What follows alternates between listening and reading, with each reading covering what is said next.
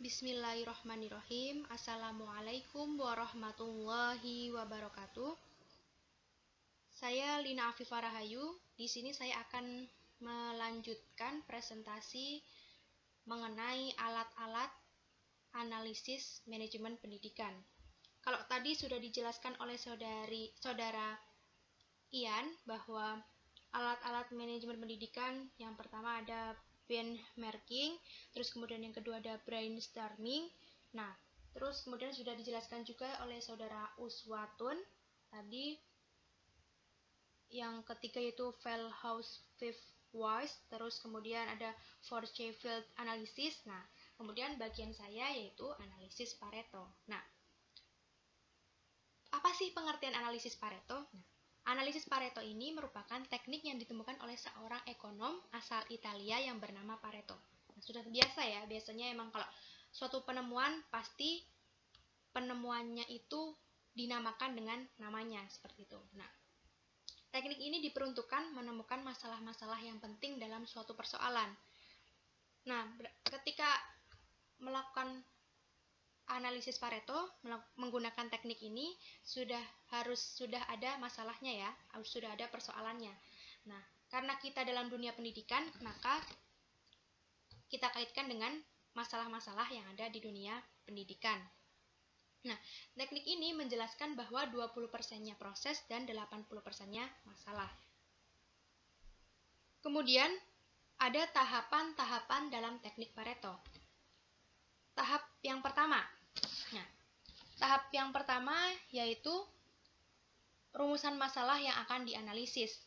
Nah, kita rumuskan dulu masalahnya. Masalahnya itu dirumuskan, terus kemudian apa sih masalah yang akan dianalisis. Nah, setelah itu jenis datanya, jenis data. Sudah ada masalah yang akan dianalisis. Nah, kemudian dikelompokkan ini atau diidentifikasikan ini jenis data apa. Ketika sudah diketahui jenis datanya, teknik selanjutnya yaitu teknik pengumpulannya. Nah, kemudian dikumpulkan seperti itu. Nah, tahap yang kedua yaitu melakukan penyusunan data yang sudah dikumpulkan. Nah, ketika tadi sudah ada rumusan masalahnya, terus kemudian sudah diketahui jenis datanya apa, nah, terus dikumpulkan. Nah, setelah dikumpulkan, melakukan penyusunan data.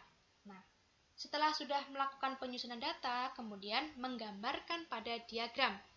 Nah, menggambarkan pada diagram itu merupakan suatu hal yang membuat si pembaca mudah mengerti. Nah, ketika dalam dunia pendidikan misalkan ada masalahnya yaitu pada siswa yang tidak rajin berangkat sekolah. Nah, maka di situ akan ketahuan, akan terlihat. Nah, akan mudah dibaca ketika digambarkan menggunakan diagram. Berapa persen sih siswa yang tidak rajin berangkat sekolah? Terus berapa persen sih siswa yang rajin berangkat sekolah? Nah, di situ akan lebih mudah kelihatan dalam diagram tersebut. Nah, terus kemudian tahap yang ketiga yaitu mendasarkan pada diagram Pareto yang telah digambar tersebut, kemudian dapat diketahui masalah-masalah yang harus dipecahkan. Nah, ketika sudah digambarkan menggunakan diagram, sudah terbaca masalahnya, nah, sudah terlihat, maka harus segera dipecahkan. Apa sih yang membuat siswa ini tidak berangkat sekolah? Mungkin tidak berangkat sekolah pada pelajaran-pelajaran tertentu. Apakah karena siswanya tersebut merasa tertekan dengan pelajarannya atau kan tidak nyaman dengan gurunya? Nah, di situ masalah-masalah ini kemudian dipecahkan.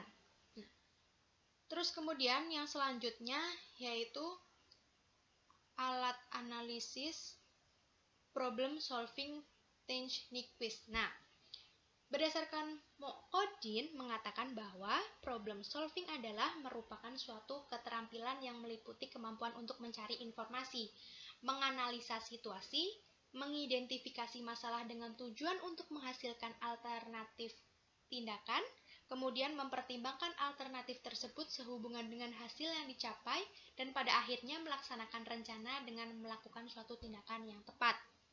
Nah, yaitu tadi untuk mencari informasinya dicari dulu, terus kemudian ketika sudah mendapatkan informasi, menganalisa situasinya seperti apa, nah, kemudian mengidentifikasi masalah, nah, untuk mendapatkan tujuan atau menghasilkan tujuan alternatif pada suatu tindakan, nah, agar melakukan suatu tindakan yang tepat, tidak salah tindakan, seperti itu.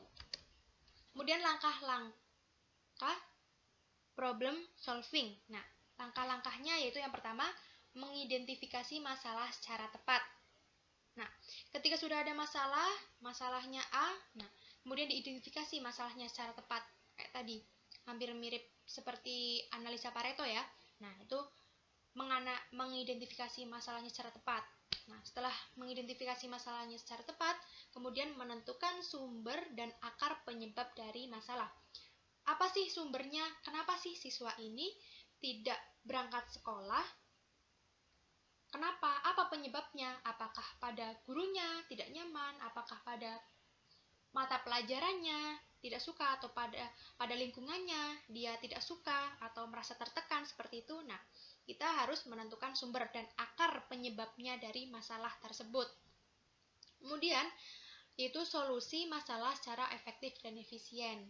Nah, setelah tahu nih akar sumbernya, penyebabnya apa, nah, terus kemudian kita sama-sama cari solusi masalah secara efektif dan efisien. Kemudian tujuan problem solving. Nah, tujuannya yaitu yang pertama, melatih kemampuan berpikir dalam menghadapi suatu masalah. Yang kedua, melatih menemukan langkah-langkah yang ditempuh bila menemukan masalah yang ada kemiripannya dan mencari solusinya. Melatih bagaimana cara bertindak dan berbuat dalam situasi yang baru ditemukannya. Terus kemudian melatih bagaimana caranya menemukan jalan keluar dari permasalahan yang sulit dipecahkan. Yang kemudian yang kelima, melatih mengambil suatu keputusan yang menurutnya benar. Nah, ini merupakan tujuan-tujuan dari problem solving. Ada kemampuan berpikir, langkah-langkah yang harus ditempuh, terus kemudian melatih cara bertindak dan berbuatnya harus seperti apa, dalam situasi baru yang baru ditemukan itu harus seperti apa. Terus kemudian tahap tujuan yang selanjutnya itu mencari jalan keluar dari masalah tersebut yang harus dipecahkan itu seperti apa. Nah, terus yang terakhir itu mengambil suatu keputusan yang menurutnya benar, seperti itu. Ya, seperti itu yang bisa saya sampaikan. Apabila ada salah-salah kata, saya mohon maaf. Wassalamualaikum warahmatullahi wabarakatuh.